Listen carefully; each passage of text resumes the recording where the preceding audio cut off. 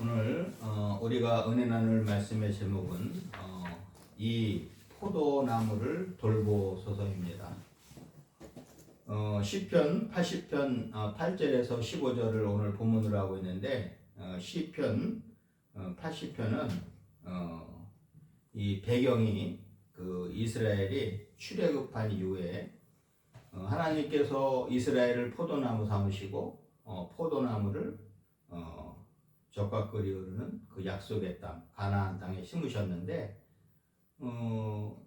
포도나무는 사실은 모든 나무 중에 제일 어떻게 보면 풍성한 나무고 과실을 제일 많이 맺는 나무죠. 저도 그 과일나무를 여러 개 심어봤는데 포도나무는 그 나무 한 그루에서 그 과실이 엄청나게 열려서 또 수확을 합니다. 하나님께서는 이스라엘의 포도나무로 비유를 하시고 포도나무 같이 어떻게 보면은 풍성한 열매를 맺길 바라셨는데 이스라엘은 오히려 열매를 맺기보다는 그곳에서 하나님 말씀대로 살지 못함으로 인해서 그 이방 그 민족들한테 침략을 받고 결국은 북이스라엘이 그 BC 722년에 멸망합니다. 그래서 아마 이 말씀은 북이스라엘이 멸망한 그 즈음에 이제 이 말씀을 이제 전한 거죠. 그래서 어떻게 보면 이스라엘이 멸망한 이후에 이스라엘을 회복시켜 달라고 하나님한테 기도로 올리는 시가 바로 시편 80편입니다. 본문에서는 이스라엘 백성을요 포도나무로 묘사했습니다. 이스라엘 백성에게 포도나무는 특별한 영적 의미가 있었습니다.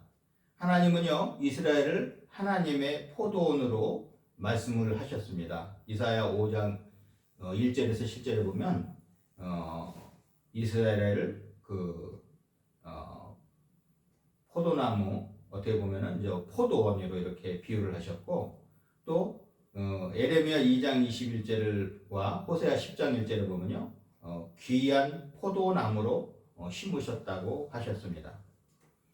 팔레스틴은요 기후상으로 포도나무를 재배하기에 알맞은 곳이어서 포도는 이스라엘에서 재배되는 과실 중에 주산물이기도 합니다. 아마 지금 유럽에도 프랑스나 이런 데 보면은 뭐 거의 주산물이 포도일 것처럼 포도는 많은 아까 서두에서도 말씀드렸던 것처럼 많은 그 결실을 맺는 그런 식물이죠.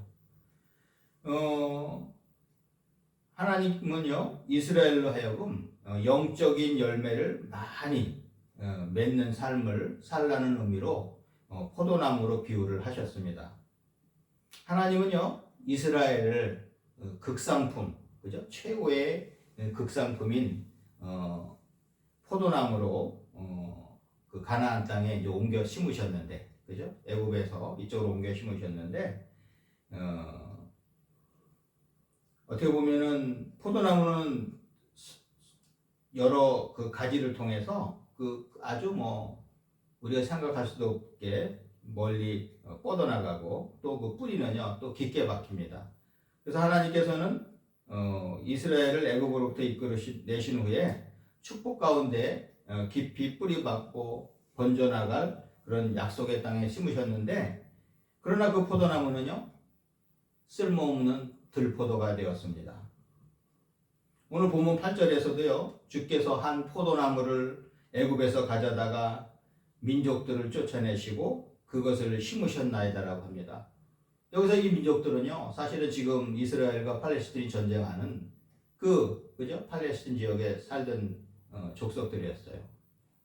지금도 전쟁을 하고 있지만 지금 이스라엘은 다시 한번 하나님께서 구원의 손길을 펼쳐주시기를 기대하며 기도를 하고 있습니다.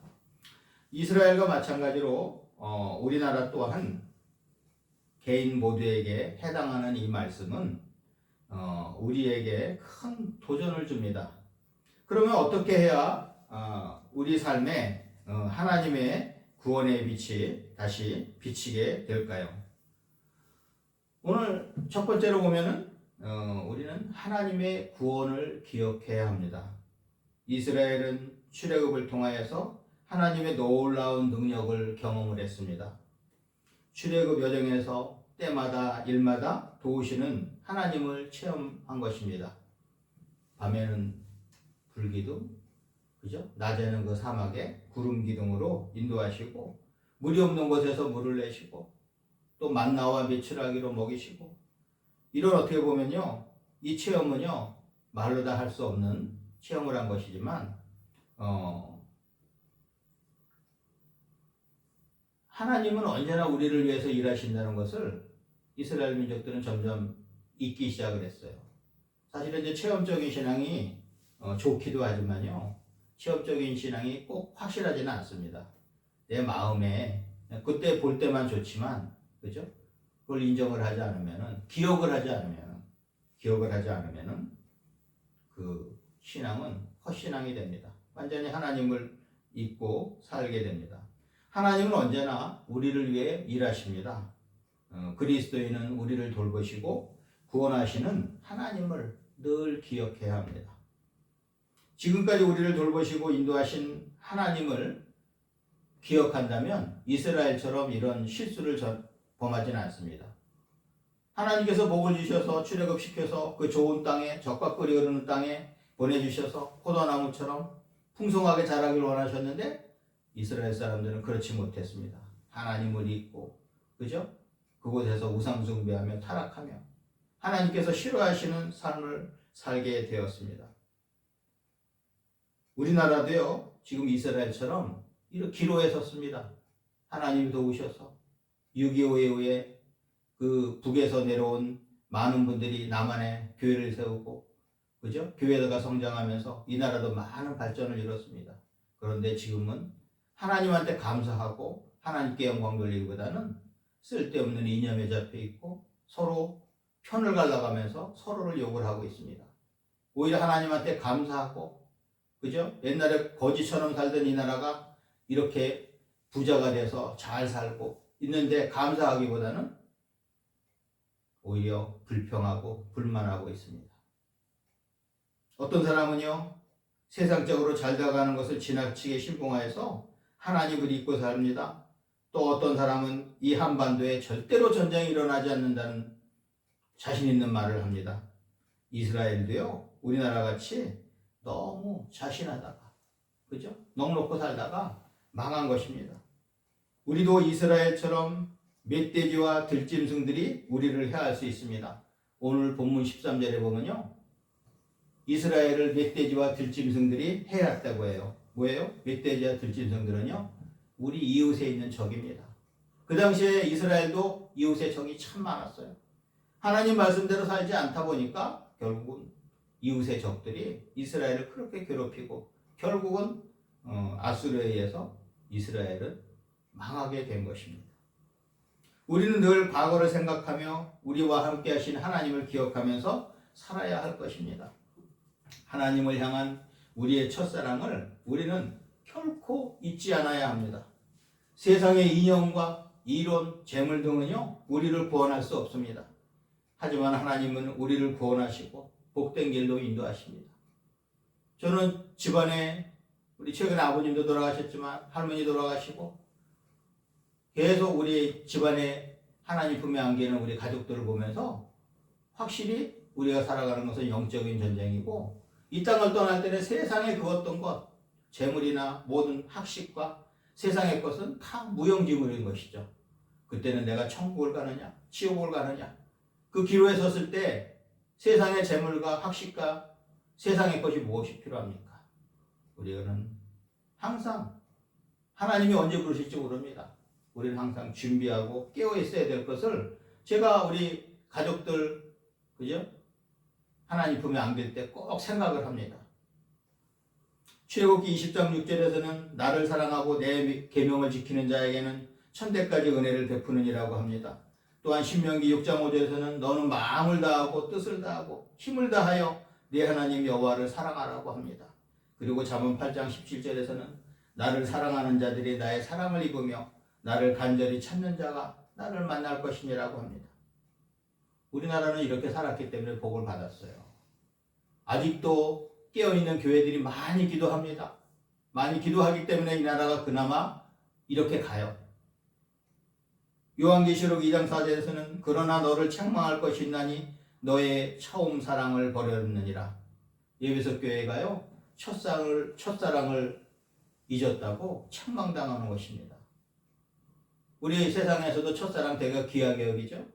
하나님을 우리가 처음 믿고 그 누렸던 그 은혜, 하나님을 향한 그 첫사랑, 그죠? 하나님이 우리를 위해서 베풀어 주셨던 그 사랑을 우리는 항상 기억하고 살아야 됩니다. 우리는 하나님 대신에 사람과 세상의 이로운 것을 너무 찾고 의지하며 우상을 만들고 있지는 않습니까? 이 세상의 어떤 것도 결코 하나님보다 앞설 수는 없습니다. 하나님보다 앞서는 것은 우상 숭배입니다.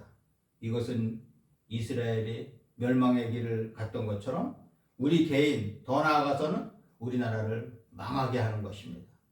사람은 사람이고 세상은 결코 우리에게 구원을 줄 수는 없습니다.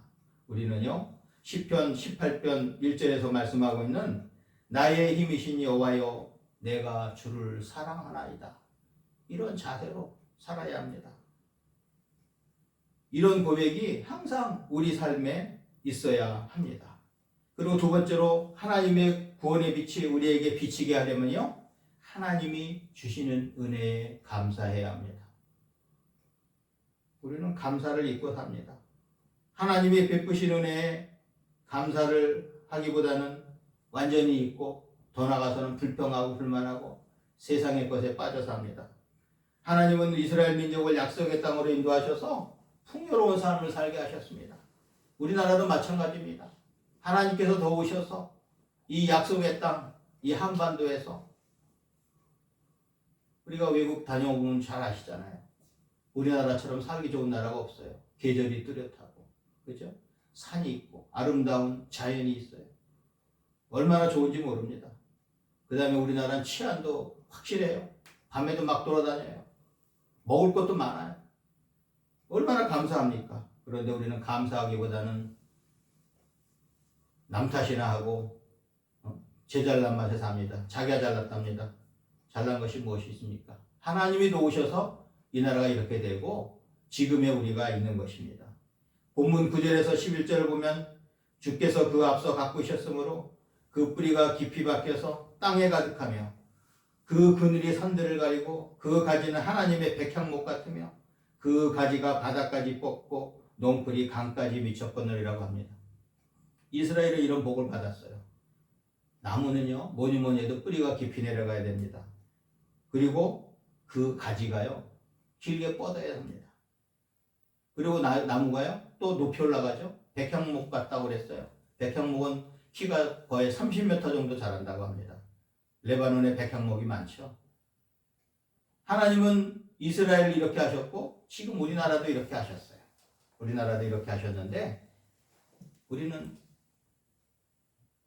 하나님이 주신 은혜에 늘 감사하고 살아야 됩니다. 하나님은 포도나무인 우리를 직접 가꾸시고 뿌리가 깊게 내리게 하시며 높고 넓고 자라게 하십니다. 포도나무는요, 한 그루가 가지를 뻗어가며 엄청나게 많은 포도를 열리게 합니다. 제가 2년 전에 마당에 포도나무를 심었는데 올해요, 포도 몇 송이를 땄는지 한 그루에서 한 50송이 땄는 것 같아요. 따기도 전에 구경만 해도 너무나 배가 부르고 그 풍성함에 놀랬습니다. 아마 내년에는 더 많이 딸 겁니다. 우리가 할 건요, 뭐예요? 거기에 이제 거름만 주고 물만 잘 주고 기다리면 됩니다. 하나님은 이런 은혜를 우리에게 베푸십니다. 우리는 하나님의 은혜에 늘 감사해야 합니다. 축구 국가대표 선수들도요, 국가대표로 부름을 받으면요, 내가 대한민국의 대표다, 이런 마음의 자세로 감사하는 선수가 있습니다. 근데 종종 감사하기보다는 오히려 불평하고 불만하고 자기 역할을 제대로 못하는 선수가 있어요. 대한민국의 대표입니다. 5,200만의 대표예요. 그죠? 그리고 전 세계적으로 축구를 안 하는 나라가 없어요. 전 세계 모든 국가가 축구를 합니다. 대단한 스포츠죠. 아마 영어가 세계 공통 언어라고 하면 세계 공통 스포츠, 또 공통 언어, 우리를 공통적으로 전할 수 있는 건 바로 축구입니다. 각 팀에서도 마찬가지입니다. 좋은 팀에서 몸담고 있으면서 국가대표도 부름받고 팀에 있는데 그곳에서 감사하면서 최선을 다하는 선수는요, 성공하고 또 그 성공의 기간이 아주 깁니다. 그렇지만 자기 관리를 잘못하고 감사하지 못하고 불평하고 그 역할을 제대로 하지 못할 때는 그 성공의 길이 결코 길지가 않습니다. 현재의 우리는요, 바로 하나님의 은혜입니다. 우리의 모습도 그렇고 우리나라의 모습도 또한 그렇습니다. 어떤 집사님이요, 어렸을 때 집사님 마음에 깊은 인상을 심어준 아주머니 한 분을 소개를 했습니다. 그분은요, 언제나 시골에서 소출된 그 귀한 것을 가지고 시시때때로 집사님 댁에 찾아오시곤 했답니다. 비가 와서 마당이 미끄럽던 어느 날 그분이 머리에 홍시를 잔뜩 이고 집사님 댁에 왔다가 그만 마당에서 미끄러져서 온몸이 흙탕물 투성이가 되고 감은 마당 여기저기에 흩어졌던 일이 있었습니다. 그러나 그 후에도 그분은 변함없이 집사님 집에 찾아오셨습니다. 집사님과 집사님의 동생들은 그분을 고모라고 부르며 그분을 매우 따랐답니다. 그런데 그분이 그렇게도 정성스럽게 집사님 댁에 물건을 들고 찾아오는 이유가 있었습니다.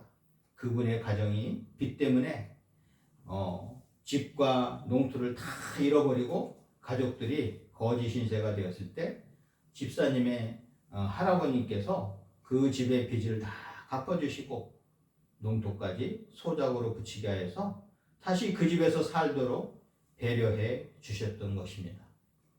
그로 인해서 그분은 집사님 할아버님의 은혜를 늘 고마워하며 논이나 밭에서 좋은 것이 나면 꼭 들고 와서 할아버님께 드리곤 했던 것입니다. 공부도 많이 못한 분이었지만 받은 은혜를 고맙게 여기고 그것에 보답하려고 애쓰던 그분의 삶의 태도는 지금도 집사님 마음속에 깊이 남아있다는 말을 들었습니다. 우리도 이런 자세를 가져야 됩니다. 제가 며칠 전에 신문을 봤는데 우리나라의 6.25 이후에 참 어려울 때 아무것도 먹고 살고 그러지 못할 때 미국의 어느 단체에서 그 소를 2마리 줬어요. 소를. 그래서 소 2마리를 받은 걸 갖고 그걸 키워가면서 7남매를 키웠대요. 그 중에 5명은 대학을 보내고 그 다음에 거기서 이제 그랬대요. 소가 하나 태어나면 그 새끼는 이웃한테 주는 조건으로 받았다는 거죠. 뭐예요? 사랑을 전파하는 거야. 사랑을 전파하면서 결국은 얼마나 감사한지 모르는 거예요. 그 단체가 지금 우리나라 다시 또 들어왔대요. 그 단체가 우리나라 또 들어와서 지금은 우리나라가 이제 받는 게 아니고 어려운 나라를 도와주는 쪽으로 바뀌어서 그 단체가 다시 활동을 한답니다. 우리는요, 하나님으로부터 받은 은혜를 거저 줘야 합니다. 얼마나 우리는 6.25에 많은 사랑을 받고 살았는지 모릅니다. 지금 중국이 1대1로 하면서요, 많은 나라가 빚을 지고 있는데 그 빚을 못 갚으니까요, 고금리를 지금 빌려주고 있다는 거예요. 고금리를 빌려주고 있으면서 빚을 못 갚으니까 그 나라의 항을 100년 동안 그냥 공짜로 쓰는 걸로 이렇게 지금 뺏어가고 있다는 거예요. 어느 것을 하나님께서는 더 기뻐하시겠습니까? 어려운 이들을 도울 때는요, 조건이 아니라 사랑으로, 그죠? 사랑으로 베풀어야 합니다. 우리나라는 그런 그 사랑을 많이 받았습니다. 이제 우리나라도 풍성하고 복된 이런 위치에 있기 때문에 우리나라도 이제는 이 사랑을 전파해야 합니다. 신명기 5장 10절에서는 나를 사랑하고 내 계명을 지키는 자에게는 천대까지 은혜를 베푸느니라고 합니다. 또한 시편 116편 5절에서는 여호와는 은혜로우시며 의로우시며 우리 하나님은 긍휼이 많으시도다라고 합니다. 그리고 시편 116편 2절에서 말씀하는 것처럼 우리는 내게 주신 모든 은혜를 내가 여호와께 무엇으로 보답할까? How can I repay the Lord for all his goodness to me. 하나님께서 우리한테 베푸신 그 빚을, 그죠? 어떻게 갚을까? 우리는 이런 자세로 살아야 할 것입니다. 배은망덕한 사람이 되면 절대로 안 됩니다. 그리고 마지막으로 하나님의 구원의 빛이 우리에게 비치게 하려면 하나님께로 돌아가야 합니다. 이스라엘은 구원의 은혜를 잊고 우상을 섬기며 영적으로 범죄하여서 하나님과 멀어지게 되었습니다. 하지만 지금 이스라엘은 회개하며 하나님 앞에 섰습니다. 하나님의 빛은 언제나 우리를 향해 비추이고 있습니다. 그러므로 우리가 우리의 잘못된 길을 하나님께로 돌이키기만 하면 하나님은 치유와 회복의 빛을 우리에게 비추사 우리를 회복하게 하십니다. 아니, 더 새롭게 하십니다. 우리는 우리 삶의 방향을 하나님께 맞춰야 됩니다. 전기 용어가 있어요. 전기를 생산하면, 발전소에서 전기를 생산하면 송전솔로에 딱 그 위상과 전압 이런 걸 맞춰서 하는 뭐예요? 뭐 교통 병입이라고도 하는데 영어로는 싱크로입니다. 싱크로나이제이션. 우리는요 하나님과 싱크로나이제이션, 싱크로가 되어야 됩니다. 엉뚱한 세상의 것에, 세상에 쓸데없는 인물에, 이런 것에 우리의 시간을 보내는 것이 아니고 하나님이 우리를 위해서 예비하신 복을 풍성히 누리려고 하면 우리는 하나님과 싱크로가 되어 있어야 합니다. 우리의 몸이 하나님을 향한 것이 아닌 다른 것을 향한 것이라면 이것은 실패의 길을 가는 것입니다. 세상의 것은 항상 허무하고 우리의 갈증을 완전하게 해소할 수 없습니다. 주님 안에 있을 때 우리는 온전한 기쁨을 맛볼 수 있습니다. 나라가 잘못될 때의 특성은요, 목소리가 크고 부패지수가 높고 우상숭배와 미신이 성하다고 합니다. 고려의 멸망도요 불교의 미신화와 관계가 깊습니다.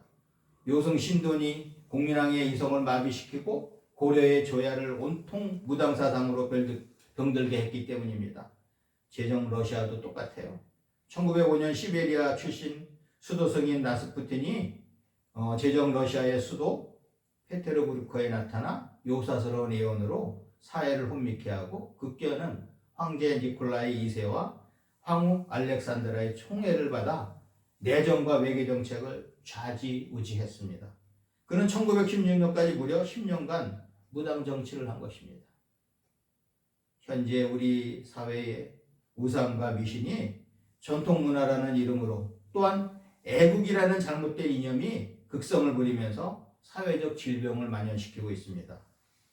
전통문화와 미신, 전통예술과 우상, 하나님과 사람, 즉 하나님의 말씀과 잘못된 이념을 우리는 확실히 구별해야 합니다.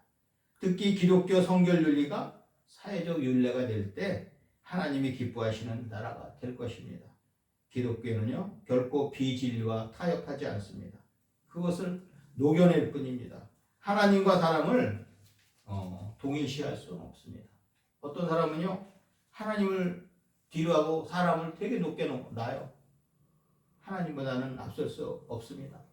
하나님은 하나님이고 사람은 사람입니다.